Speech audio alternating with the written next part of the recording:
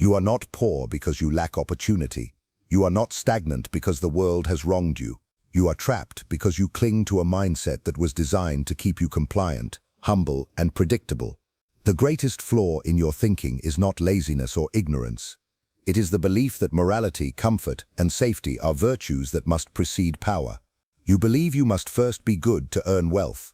But wealth has never obeyed goodness. It has always bowed to strategy. You wait to be chosen. You hope to be rewarded. You pray for validation. And while you do this, men less talented, less deserving, and far more ruthless take what could have been yours, because they do not ask for permission. They do not concern themselves with being liked. They concern themselves with winning, and the one who wins rewrites the rules. The man who is feared for his ambition is always wealthier than the man who is loved for his kindness, because the former bends others to his will, while the latter bends himself for others' approval. You have been taught to fear power, to associate it with corruption, arrogance, evil, but power is neutral. It only becomes evil in the hands of the coward, and the coward is not the man who lacks strength. It is the man who possesses strength, yet refuses to use it. You were born with fire, but raised to suppress it. They told you that being selfish was wrong, that wanting more was greed, that raising your voice was impolite, that asking for too much would make people uncomfortable, and so you became smaller, quieter, slower, more agreeable, and now you wonder why you are invisible to the world. The world ignores the man who waits. It only responds to the man who moves. You were never supposed to be noble before you were dangerous. You were supposed to be dangerous first, so that your nobility would carry weight. But your flaw is the belief that money follows humility. No, money follows leverage. It follows force. It follows the one who has something others need and the willingness to make them pay for it. But you give everything away, your time, your skills, your presence. You discount your worth in hopes of being noticed. And when no one pays you back, you tell yourself the world is unfair. The world is not unfair. It is just brutally efficient.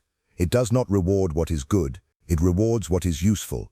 And if you are good without being useful, you are forgotten. If you are useful but unwilling to demand your price, you are used. And if you are both good and powerful, but lack the courage to show it, you are irrelevant. You ask why the rich keep getting richer. It is because they understand the game you refuse to learn. They know that wealth is not an outcome of effort. It is an outcome of design. They engineer their networks. They manipulate perception. They manufacture demand. And most importantly, they never play for applause. They play for control. You, on the other hand, seek fairness. You seek balance. You want a world where effort equals reward. But that world does not exist. The man who wins is not the one who works the hardest. It is the one who works the smartest, speaks the loudest, and moves the fastest when others hesitate. He understands timing. He senses weakness. He studies the insecurities of those around him and uses them as stepping stones. And most importantly, he knows that perception is more powerful than reality. So he builds an image, not a resume, and people throw money at the image. You think wealth comes after proving yourself, but in truth, wealth comes to those who understand that you must assume the role before you have the title. You must walk like a king before the crown is even forged. You must demand attention before you are validated. And you must act like you already have power before anyone gives it to you. Because power is not granted, it is seized. You wait for signs, for approvals, for green lights. But the man who becomes rich is the one who creates his own lane, his own rules, his own reasons. He doesn't ask if the world is ready. He decides that the world will adapt, and it does. Because most people are followers. They are not looking for truth. They are looking for confidence, for certainty, for someone to believe in. And if you do not believe in yourself with the conviction of a tyrant, you will spend your life being ruled by men who do. You were trained to fear mistakes, to overanalyze, to ask for advice from people who have never built anything themselves. And in doing so, you became paralyzed, stuck in a loop of contemplation while others executed. But execution is all that matters. Wealth is the reward for the bold, not the cautious. While you calculate the risks, someone else is taking the shot. And while you wait for things to be perfect, someone else is getting paid for being visible. The world does not reward your hidden potential. It rewards what it sees, what it hears, what it feels. If your value is not perceived, it is not real. And if you want it to be perceived, You must stop being so humble. You must stop thinking that silence is strength. Silence is only strength when it is backed by power. Otherwise, it is just invisibility. And invisibility is not noble, it is useless. Now ask yourself this: who benefits from you staying small? Who gains when you hesitate, doubt, and overthink? Who smiles when you shrink yourself in the name of humility? The answer is simple: those who want to keep you beneath them. Your humility makes them comfortable. Your restraint makes them bold. Your silence gives them space. And your hesitation gives them time. Time to take what you deserve. So stop pretending that playing small is a virtue. It is not. It is a betrayal of your potential. It is a denial of your responsibility. You were not born to serve quietly. You were born to command loudly, to walk with presence, to speak with precision, to act with violence when the time calls for it. Because that is what life rewards. Not politeness, not patience, but dominance, timing, and certainty. You are not stuck because of your circumstances. You are stuck because you keep honoring the values that keep you broke. You speak of loyalty, of patience, of integrity, as if those alone will open doors. But loyalty to the wrong people is self-destruction. Patience in the wrong system is decay. Integrity without results is nothing but ornamental pride. You have mistaken these passive virtues for weapons. But they are not weapons. They are chains. Chains that bind you to people who drain you, to environments that do not evolve, and to belief systems that reward obedience over conquest. If these values were enough, the kindest, most virtuous man would rule the world. But he doesn't. He watches from the sidelines while more cunning men willing to discard these illusions when necessary, reshape reality for their own gain. You must understand, the poor man's mindset is not just about lack, it's about attachment. Attachment to being seen as good. Attachment to being perceived as humble. Attachment to avoiding risk, to being morally safe, to staying within the lines drawn by others. The rich man, the powerful man, does not care how he is perceived. He does not seek approval. He does not flinch when called ruthless. He is playing a longer game. He is not seduced by momentary applause. He is addicted to control. And you fear being misunderstood. You fear judgment. You want the world to like you before it respects you. But the path to wealth begins the moment you choose to be respected before you are liked. You must become willing to walk alone, to be misunderstood, to be hated, because all of those are indicators that you are finally becoming independent from the system that owns everyone else. You keep waiting for the right moment, the perfect plan, the guaranteed outcome. This is cowardice disguised as strategy. The man who becomes rich doesn't wait for conditions to be perfect. He forces imperfect conditions to obey his will. He moves before he feels ready. He acts while others talk. He understands that speed beats perfection, and boldness beats accuracy. You analyze. He moves. You seek reassurance. He seeks leverage. You dream. He demands. And so he wins.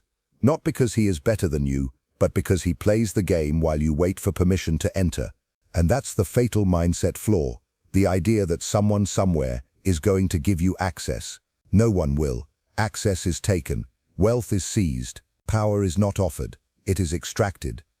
You idolize discipline, but you have no strategy. You wake up early, you grind, you suffer, you push, and yet nothing moves. Because discipline without aim is slavery. A slave can work harder than a king, but he is still a slave. The issue is not how hard you work, it's what you work on, and who benefits from it. Most of your effort feeds someone else's system. You bleed for companies that would replace you in an hour. You give your hours to bosses who will never pay you enough to escape them. And you convince yourself that someday they will see your value, but they already do. That's why they keep you exactly where you are. Valuable enough to use, not valuable enough to free. And if that doesn't enrage you, you are already lost. Because the first step to power is not action, it is fury. Cold, precise fury that burns through the lies you've been fed about hard work, loyalty, and sacrifice. Do not confuse motion for progress. A man running in circles will sweat just as much as a man conquering mountains, but only one will rise. You have been running in circles, praising your exhaustion, glorifying your suffering, wearing your burnout as a badge, but no one is giving you a crown for that. There is no prize for being the most obedient worker. There is no medal for being the most selfless friend. There is only one reward: results. And results come from clarity, from positioning, from power. not from how drained you are. The wealthy man does not burn himself out. He builds systems, he leverages time, he creates results from distance, not proximity. He is not in the kitchen, he owns the kitchen. He is not the player, he owns the field. And that's what separates him from you, not his talent, his refusal to trade time for scraps.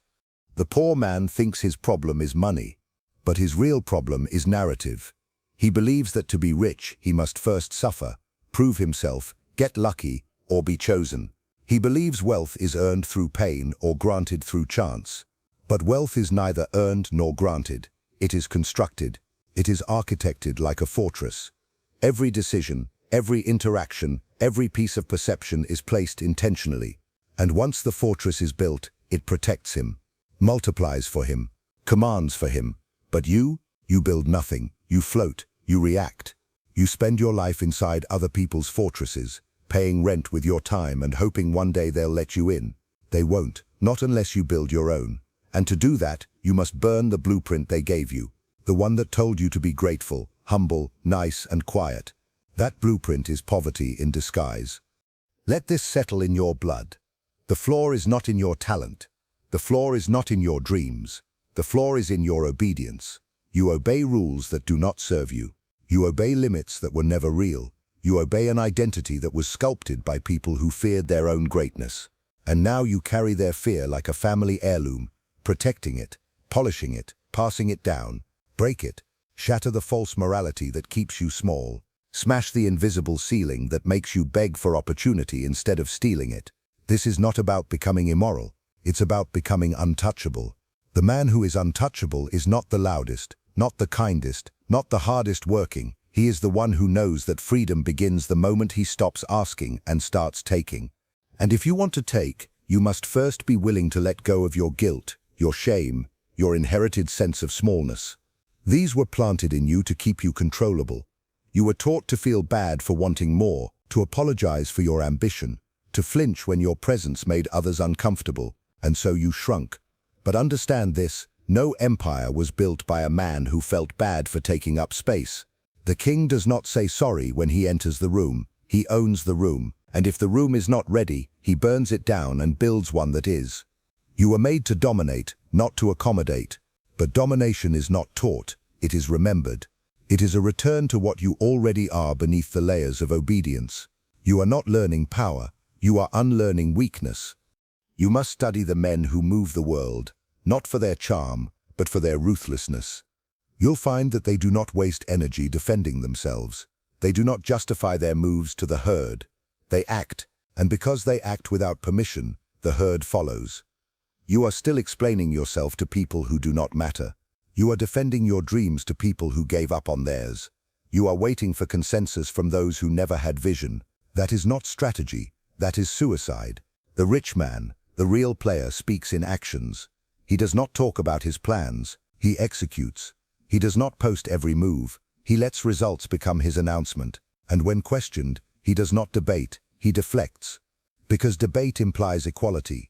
He does not argue with the crowd, he turns his back and walks into the room they are too afraid to enter. You still think connection is about being liked. But connection, real connection, is about power.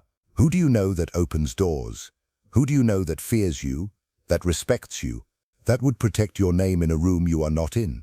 You spend your life networking horizontally, trying to make friends, fit in, be popular. But the man who rises networks vertically. He seeks mentors, investors, allies with influence. He doesn't need 10,000 fans. He needs one gatekeeper who says, let him in. That's the difference. You want followers, he wants leverage. You want compliments, he wants positioning. You seek community, he builds infrastructure. You are looking for safety, he is planning war. Until you switch this lens, your net worth will reflect your fear, not your potential. The flaw you carry is internal slavery. Not of the body, but of the frame. You still believe you are here to serve some external idea of goodness. But goodness is a tool of control. The people who taught you to be good did so to make you predictable. Predictable men are useful. They are safe. They are silent when told to be. And when they finally crack, it is too late. Their energy is gone, their prime is wasted, and their spirit is diluted by years of people-pleasing. But the dangerous man, The one who becomes rich, he is not good.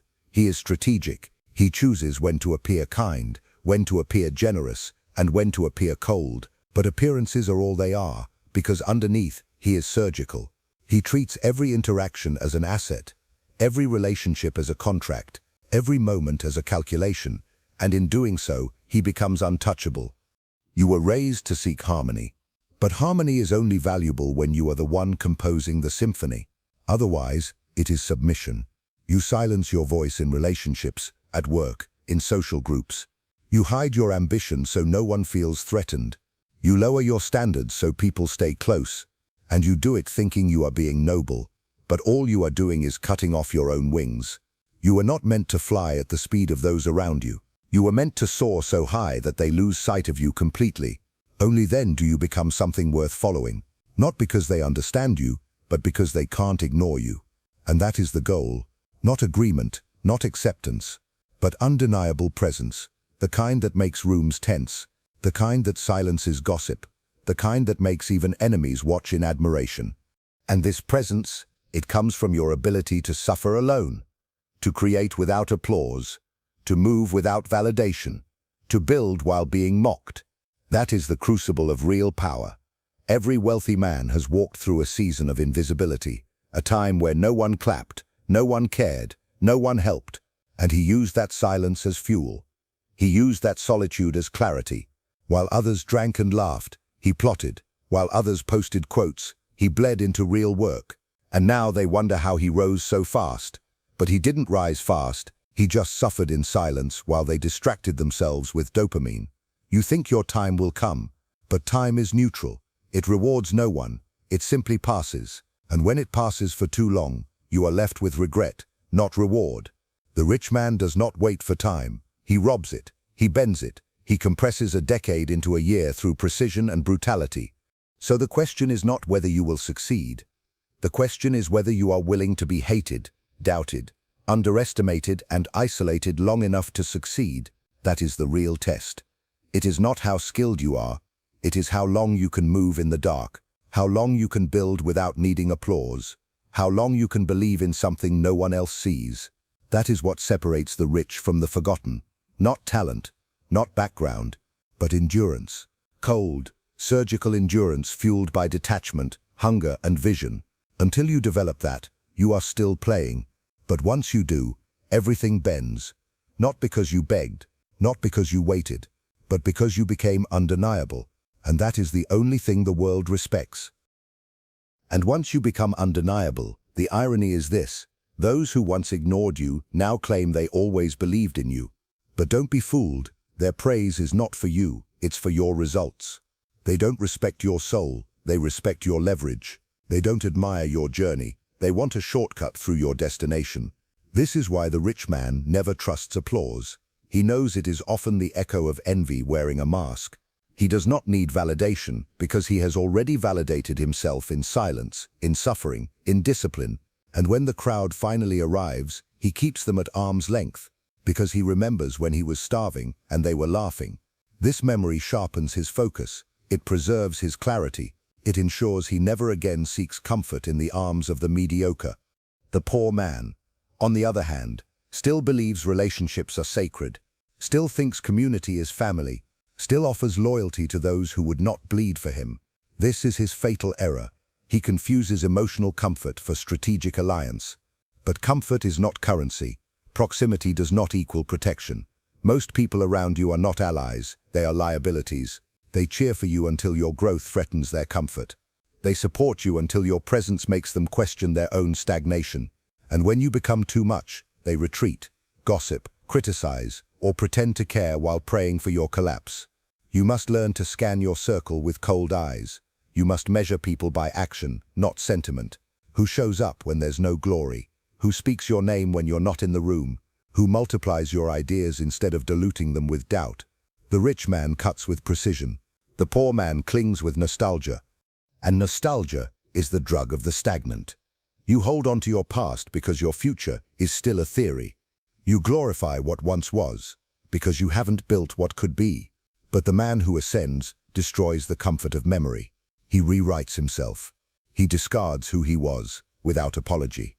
Because evolution demands sacrifice, and sometimes that sacrifice is your old self, your old name, your old identity, your old circle. You cannot carry everyone. You cannot explain your growth. You cannot soften your edge for those who refuse to sharpen theirs. So you walk, not with bitterness, but with clarity, not with arrogance, but with resolve. And in walking away, you walk into power, into silence, into the unknown space where all great men are born. This space is brutal. It is cold. It offers no rewards, no applause, no certainty, and that is why so few cross it. But those who do return with something rare, self-trust, not the kind born from affirmations, but the kind forged in fire, the kind that can smell manipulation, resist temptation, and remain grounded when the world starts begging for your attention. This is the state where you no longer flinch when challenged, you no longer chase validation, you no longer explain yourself to anyone. You have no need to, because you know what you are. You have tasted your own power, and that taste ruins all lesser things. It destroys your appetite for small talk, small dreams, small minds. The man who returns from the fire no longer begs the world for opportunity. He becomes the opportunity. And now, with that power, you must make the most dangerous choice, whether to keep it for yourself or to build something with it. Most men choose to hoard. They rise and isolate. They fear the return to weakness. But the true sovereign is not afraid. He knows power is not lost through generosity. It is lost through attachment. He builds, not to prove, but to create infrastructure that outlives him. He builds systems, he trains killers, he multiplies himself in the minds of others. His wealth becomes legacy, not just luxury, and his time becomes sacred, not for consumption, but for creation. This is the difference between a rich man and a ruler. The rich man buys comfort, the ruler engineers influence. One dies wealthy, the other becomes immortal. But immortality is earned through detachment. You must stop needing things to go your way. You must stop seeking fairness. You must stop negotiating with life like it owes you something. It owes you nothing. You are either the one who imposes order or the one forced to live in someone else's.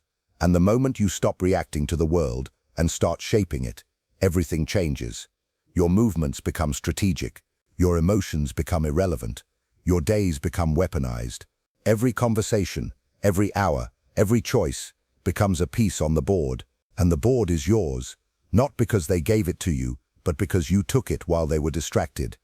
You must now ask yourself, are you still playing to win, or just playing not to lose? The poor man plays defense. He saves, hoards, hides, delays. The rich man plays offense. He expands, invests, asserts, dominates. And dominance is not about loudness, it is about clarity. Clarity of aim, clarity of self, clarity of value. When you walk into a room, are you a question mark or an exclamation point? Do people adjust to your presence or do you adjust to theirs? Do you bend your truth to avoid tension or do you sharpen it to create gravity? These are not small distinctions. These are the lines between those who get rich and those who die waiting. And once you draw those lines, never erase them to make others feel safe. The moment you soften your edge to protect someone's ego, you begin the slow death of your empire. Weak men betray themselves for harmony. Strong men endure discomfort for sovereignty. You are not here to be agreeable. You are here to be undeniable. And that means you must say no often. No to distractions. No to cheap praise. No to people who drain more than they build. Every yes you give without intention is a no to your power. Every conversation you tolerate out of politeness robs you of focus. Every mediocre alliance you maintain out of guilt keeps you one step further from dominance. You are not here to be liked. You are here to be respected. And if you must choose, choose respect, because the respected man shapes the world. The liked man serves it. Your mindset flaw was always obedience. But beneath that flaw lies something deeper, self-doubt disguised as virtue. You believed shrinking was humility, that hiding was modesty, that silence was wisdom. But true humility is not invisibility, it is precision, knowing your strength so well that you do not need to flaunt it, knowing your worth so clearly that you never discount it, knowing your purpose so ruthlessly that you never explain it. You must stop performing poverty just to feel morally superior. The world is not waiting to reward your suffering. It is not a confessional, it is a battlefield. And your enemies are not the ones who oppose you, they are the ones who distract you, the ones who slow you down, the ones who smile while feeding you weakness in the name of kindness. Eliminate them, without apology, without ceremony. The rich man keeps his circle lean, not because he is antisocial, but because his time is sacred. He does not engage with everyone. He does not explain himself to strangers. He does not let the wrong people speak into his life. This is not arrogance. It is survival. Influence is a frequency, and every interaction either sharpens it or blurs it. Every message you open, every voice you allow, every argument you entertain, it all either fortifies your throne or softens your edge. And once the edge is dulled, your enemies don't need to strike. You'll destroy yourself through fatigue, through confusion, through diluted intention. So guard your inputs like a king guards the gates. Because what enters your mind is what you become. What steals your time is what you forfeit in returns. The rich man filters reality. The poor man consumes everything. And consumption is the quiet killer. It feels like learning. It feels like connection. But it is often just avoidance in disguise. You watch, you scroll, you react. But you do not create, you do not produce, you do not assert. The rich man is not more talented, he is more focused. While you're reading 10 perspectives, he's executing one. While you're perfecting the plan, he's perfecting the product. While you're asking for feedback, he's collecting results. The flaw is not your ambition, it is your addiction to stimulation. You want to feel progress instead of earning it. You want to look powerful instead of building power. But image without action is weakness. Style without substance is poverty. The real players are building underground while the crowd is performing for the algorithm. When the dust settles, who will have equity? Who will own the machine? Not the performer, the architect. You must become the architect, not of trends, of reality. The rich man is rich because he saw what others could not. And then he imposed that vision on the world. You keep waiting for the world to notice your gifts, but gifts unclaimed rot in silence. You must force the world to see, not through shouting, but through shaping, through ownership, through undeniable results. That business idea, build it. That skill set, monetize it. That persona, amplify it. You are not waiting for clarity.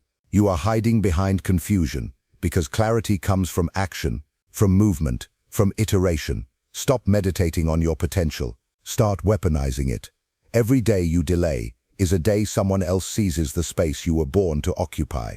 And the world does not pause, it replaces. You do not need more information. You need self-permission. You do not need more motivation. You need ruthless structure.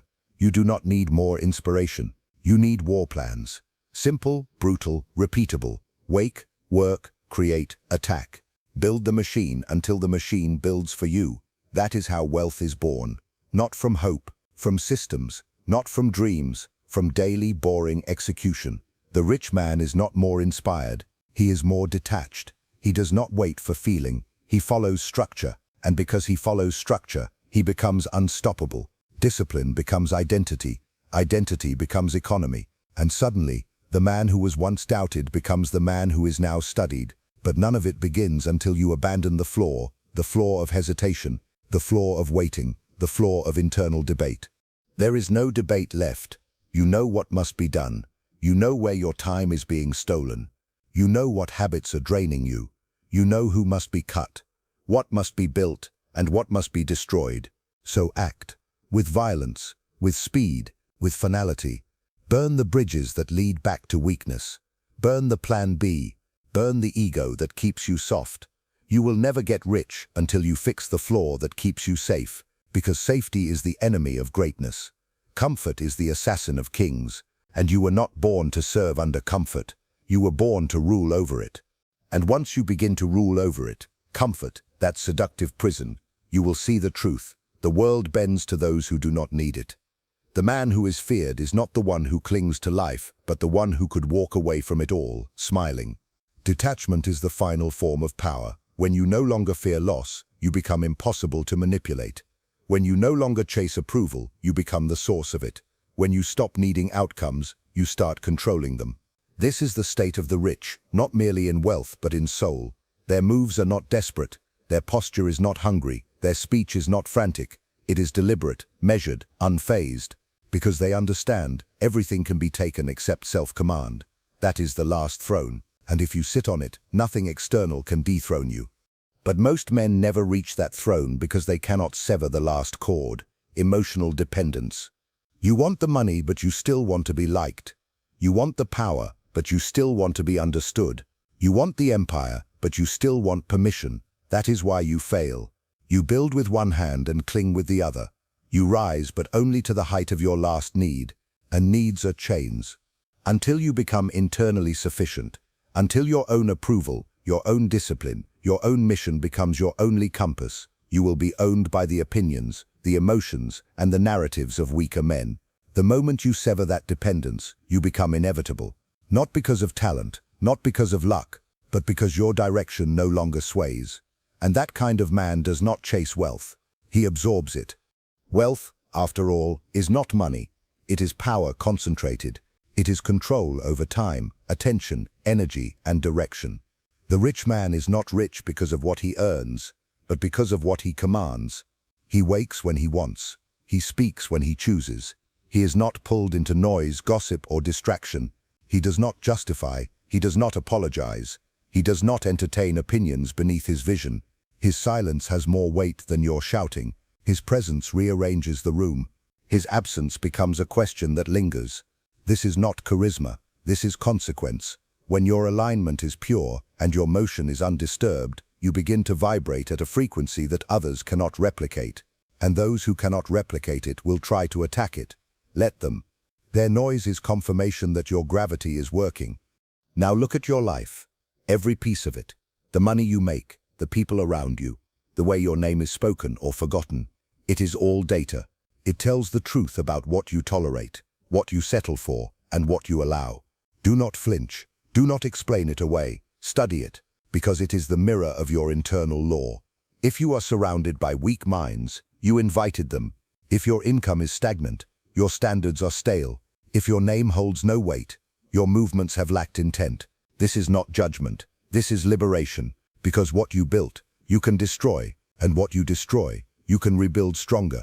The flaw was never permanent. It was a habit, disguised as humility, and habits are chains you wear until you choose to melt them in the fire of discipline. You've heard enough. You've felt the shift in your chest. The old version of you wants to scream right now, wants to hold on, justify, delay, kill it. Kill the version of you that waited, that explained, that begged, that overthought, that wanted to be seen without becoming sharp enough to be noticed. That you is dead the moment you choose execution over reflection, action over insecurity, power over politeness. From this moment forward, your decisions must offend the old version of you. Your standards must violate your past identity. Your schedule must declare war on your distractions, and your presence must become so precise that even your silence makes the room adjust. This is not a new chapter. It is a funeral. Bury the hesitation, bury the old frame, and rise. Rise not with noise, but with clarity. Not with performance, but with intent. Walk through the world like a man who owns the floor, because if you don't, someone else will. Become the one who shapes outcomes, not reacts to them. Speak less, command more. Think deeper, move faster. Accept nothing that isn't worthy of your future. And if no one believes in you better, that means they will never see the blow until it lands. The man who was doubted always hits harder, especially when he trains in silence, strikes with precision, and disappears before they know what hit them. So here is your final command. Fix the flaw. Not later, not tomorrow, now. Change the rules. Refuse weakness. Build what you said you would. And when it starts to work, don't celebrate. Vanish. Let the silence speak for you. Let the success stain their memory. Let the wealth be the punishment, and never ever look back. Because once you fix the flaw, you don't owe the world a word. You owe it domination.